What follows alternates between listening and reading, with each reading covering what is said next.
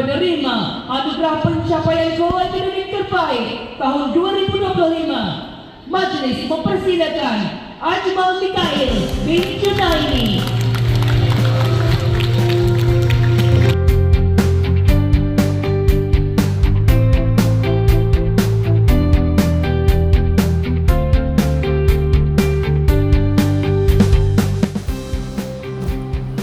Anugerah Go Akademik Terbaik Nur Imanina binti Muhammad Hilmi dari 6 USM.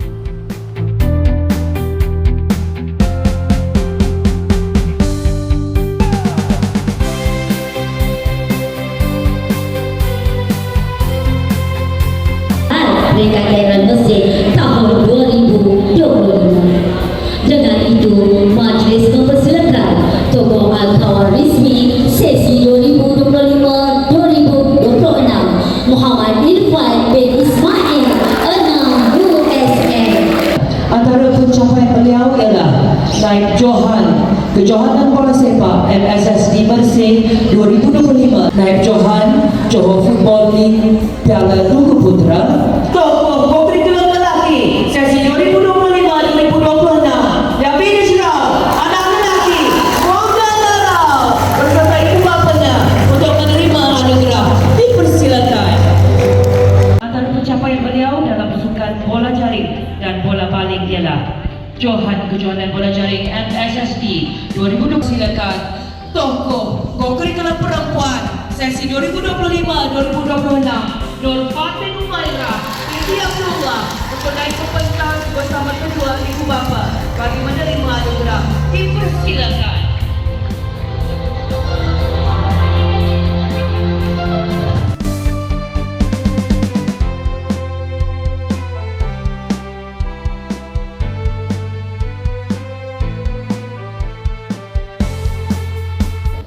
Anugerah ini bertujuan memberi motivasi kepada murid-murid lain serta mengiktiraf usaha dan dedikasi murid yang dipilih.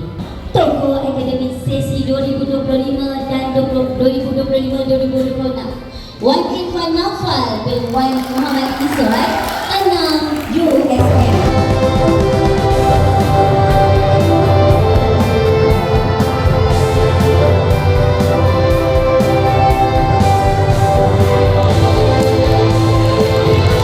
Tokoh murid ini menjawab jawatan selaku Presiden Student Leaderboard, naib Ketua Puteri Pergerakan Puteri Islam Malaysia dan Setiausaha Kelab Tunas Niaga serta AJK Kelab Catur Sekolah.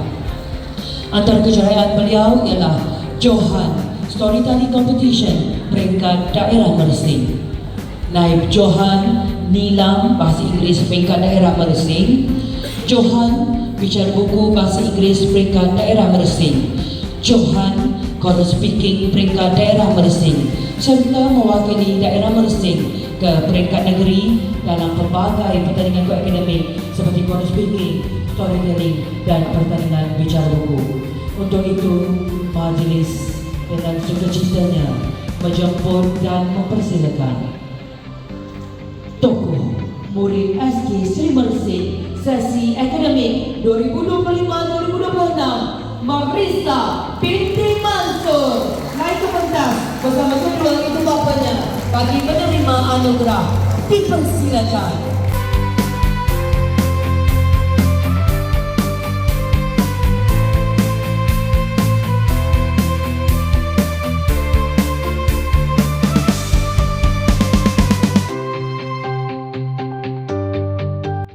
Azamuddin bin Yaakob, Guru Perlengkaran Pentadbiran SK Sri Mersing, dengan ini mengisytiharkan Majlis Graduasi SK Sri Mersing bagi tahun 2025 ditangguhkan. Sekian, terima kasih.